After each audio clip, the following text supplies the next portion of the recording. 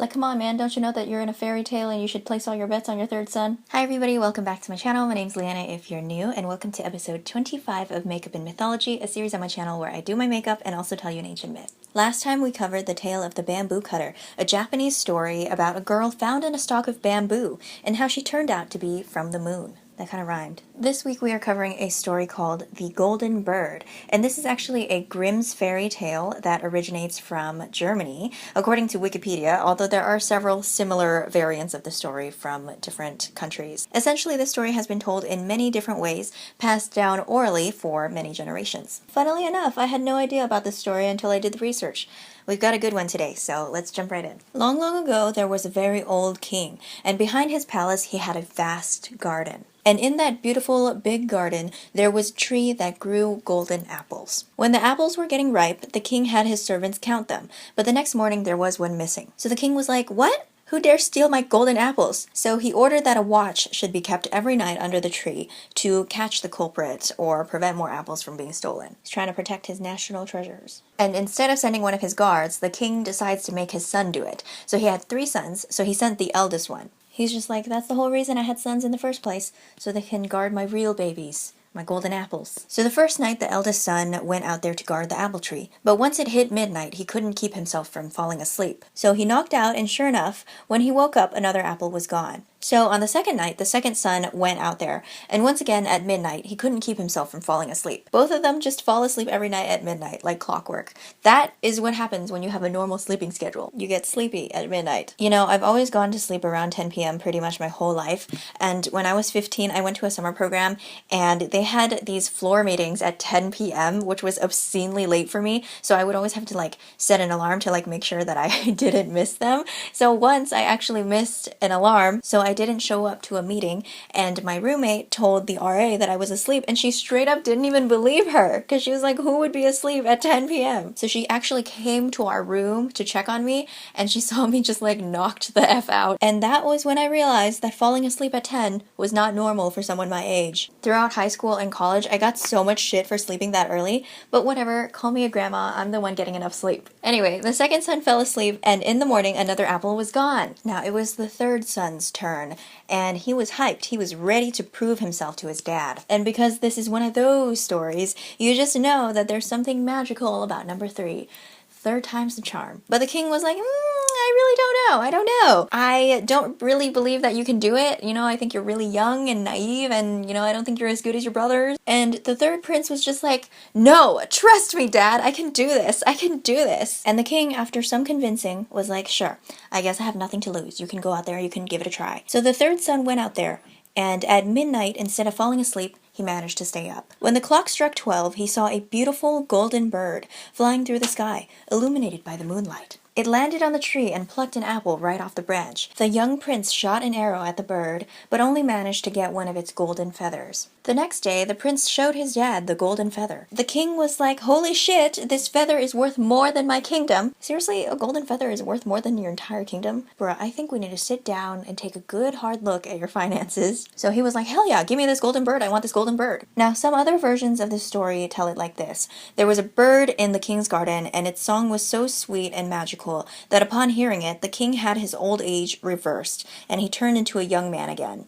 Like some Mother Gothel type shit. In that case, it would make a lot more sense as to why the king wanted the golden bird, because, you know, youth is priceless. But gold, you know, it's just money. But yeah, the point is, the king wanted this bird real bad, so he sent his eldest son to go find it. Dude, at this point we all know that the third prince is the most capable one. I don't know why the king's so obsessed with his eldest son. What is with the favoritism, though? So, despite the obvious, the king sends the eldest son, and after some time of searching in the woods, he comes across a fox, and his first instinct is literally to shoot it. And as he's taking aim, the fox shouts, "Don't shoot me. In exchange, I'll give you some good advice. I know you're trying to look for the golden bird. This evening, you'll go into a village, and in that village, you'll come across 2 inns, one of which is brightly lit with lots of people inside, and right next to it, there will be another one that is quiet, small, and dark. You're going to want to avoid the bright and lively inn. Go into the small and dark one." And the prince is just like, harumph. How can a ridiculous animal give me good advice? So he shoots at the fox anyway, but the fox manages to escape. That night he does come across two inns, one brightly lit and lively, and another dark and quiet. And instead of following the fox's advice, he went into the one with the party. Inside, people were singing and dancing, and he joined them, completely forgetting about his quest for the bird and what his dad wanted. He was just there for a good time. After some time with no sign of the eldest prince, the second prince sets out, and he too runs into the fox, who gives him the same advice that he also ignores, and he comes across the two inns. He ignored the dark and shabby one, and looked into the window of the brightly lit one with the singing and dancing, and saw his brother there, and he went inside. And just like his brother, he forgot all about his dad and the bird. In another version of this story that I came across, the fox actually turned the first two brothers into stone after they tried to kill it.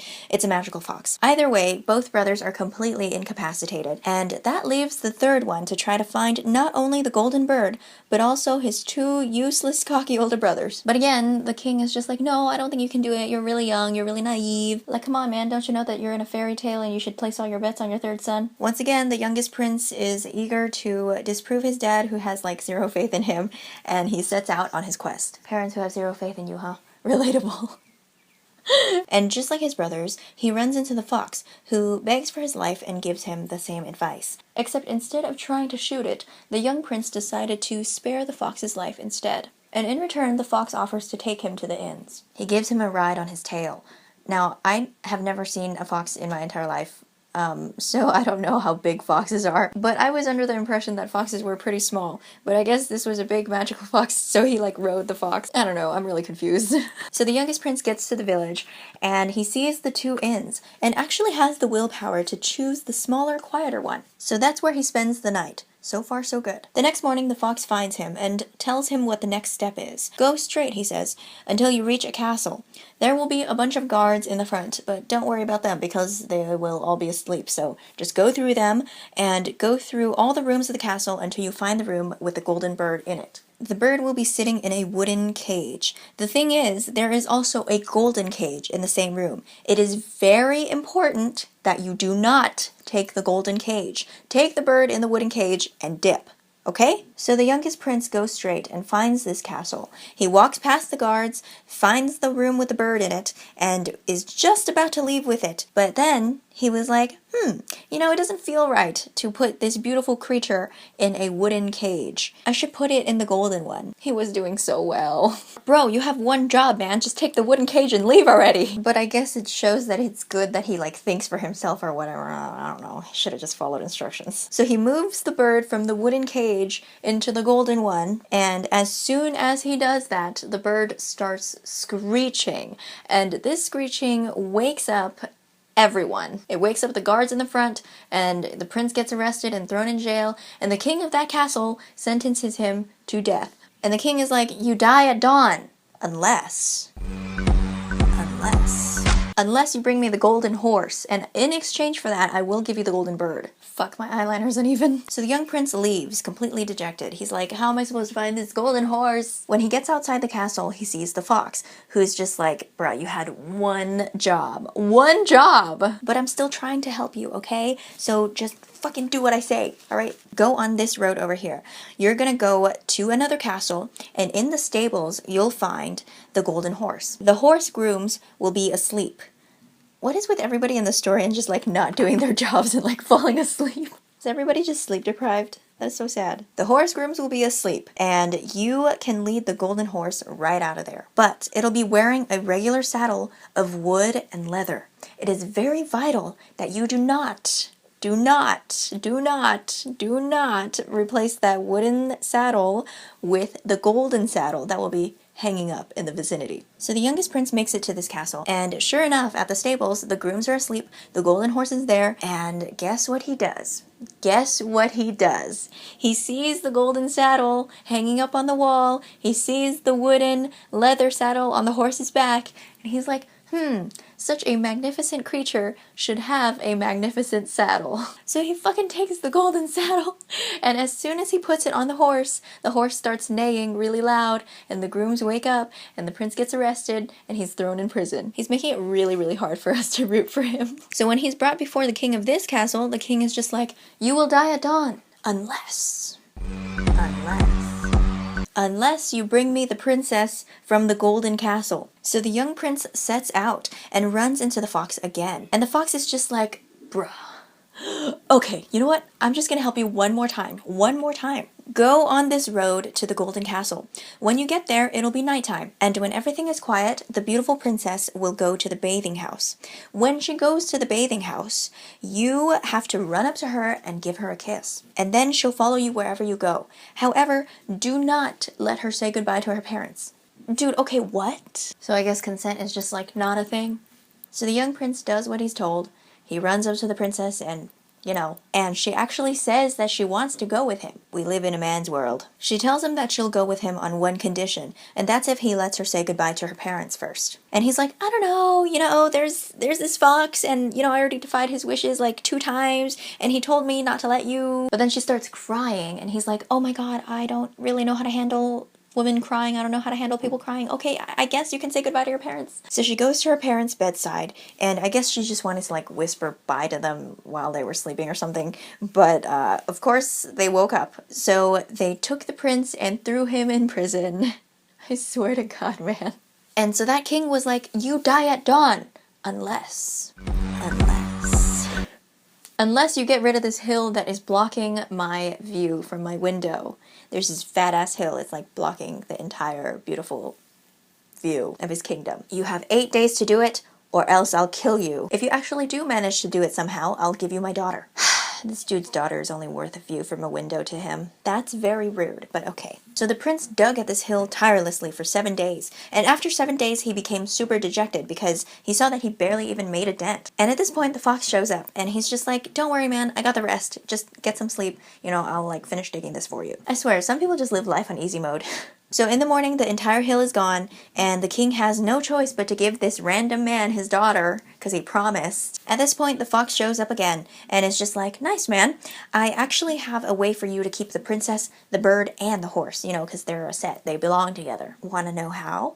And the prince was like, "Hell yeah." So the fox was like, "Okay, when you bring the princess to the place with the golden horse, they will be so happy that they'll gladly bring out the golden horse for you. Mount it immediately. Say bye to everybody and offer your hand to everyone in farewell. Save the princess for last, and when she takes your hand, lift her onto the horse and gallop away, because this horse runs faster than the wind, and nobody will be able to keep up." So the prince actually follows the instructions this time. He gets on the horse, he says bye to everyone, says bye to the princess last, picks her up, gallops away, swindling everybody at that castle, leaving their mouths agape, shocked Pikachu faces everywhere. After this, the fox finds them again, and is just like, "Okay, so I'll take the princess for now. You show up with the golden horse and go get the golden bird from the golden bird castle. When they see the horse, they're going to be so happy that they'll give you the bird immediately.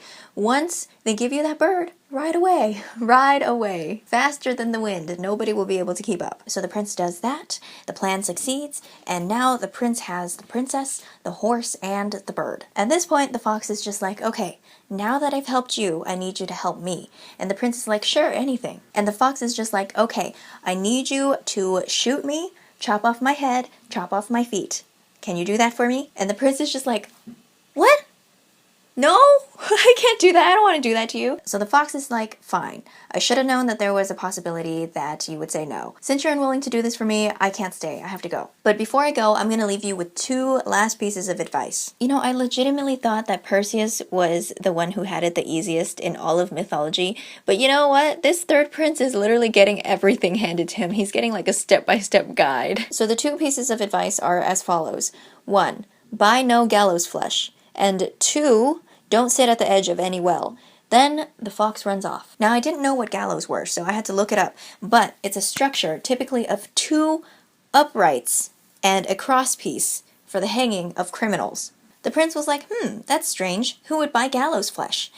That's weird. Also, I've never wanted to sit at the edge of a well before. Ah, well, I should be good. On his way home, he comes across the very same village that he and his brothers had come to, with the two inns, only to find that his brothers were going to be hanged because they had been playing wicked pranks and swindling people of their money. The youngest prince was like, OMG, is there any way that they can be set free? And the people said that he could pay for their freedom, even though they had no idea why he would want to pay for two wicked men to live. Without thinking twice, the young prince pays up for the lives of his brothers. Or in other words, he bought 2 pieces of gallows flesh.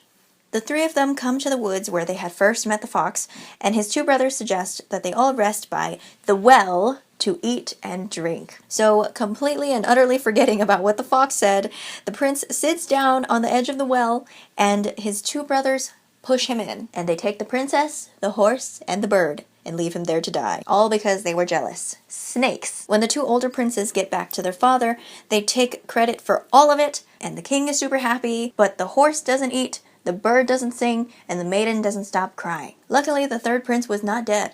The well was dry, and inside it was soft moss. The fox comes once again, and he's just like, damn it, dude, what did I fucking say? But regardless, helps the young man anyway. He tells the young prince, your brothers weren't sure if you were dead, so they sent a bunch of watchers out here who will kill you if they see you. But there's a homeless guy nearby, so switch clothes with him and you can disguise yourself to go back home. Oh my god, wait, does this mean that the watchers are gonna shoot the homeless guy if they see him in the prince's clothes? No, I hope not. He didn't even do anything. Honestly, I'm more invested in what happens to the homeless guy, honestly. At least his story will have some challenges in it. But this story isn't about him, unfortunately. With his disguise, the prince manages to get back home. The horse begins to eat, the bird begins to sing, and the princess stops crying. The king is like, holy shit, what happened? The princess responds, I don't know, but all of a sudden, I'm happy. I feel like my true love is nearby. And she tells the king everything that had happened leading up to that point. And the king demands that everybody in his castle be brought before him, and that's when they find the 3rd prince in his ragged clothes. The evil older brothers are sentenced to death, and the 3rd prince is declared heir to the throne. But wait, we're not done yet. What about the fox? Long afterward, the prince encounters the fox again, and the fox says to him, you have everything you want now, but what about me? There's no end to my misery, but you have the power to free me. So the prince is like, okay, fine, I'll kill you, jeez. So he shoots the fox, cuts off his head and his feet, and as soon as that is done, the fox transforms into a man, and this man is none other than the brother of the beautiful princess, finally freed from a curse that had been placed on him years before. And they all lived happily ever after. So that's it for this story. I pretty much have the same feelings about this as I did about the Perseus one. Guy is a total Mary Sue, has everything handed to him to the point it's kind of ridiculous. But I kind of like how fairy tale-esque it is. I mean, it is a fairy tale. Sometimes it's nice to just have a regular old happily ever after. Except so many people got screwed over, the king with golden horse, and the king with golden bird, and the king who had to give up his daughter to some rando. But none of that matters because the main character got what he wanted, so hooray. So that is it for today. Thank you so much for watching. I hope you enjoyed it, and I will see you in the next one. Bye!